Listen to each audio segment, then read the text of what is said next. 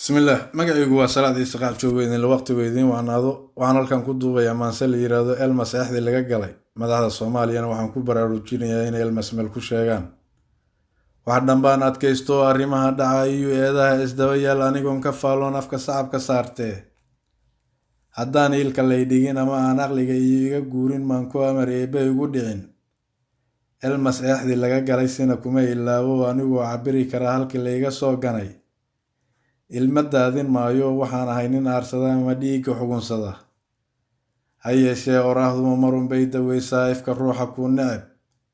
Marna laba isjecel oo isu soo huloobay utun kala dhex gelisaa.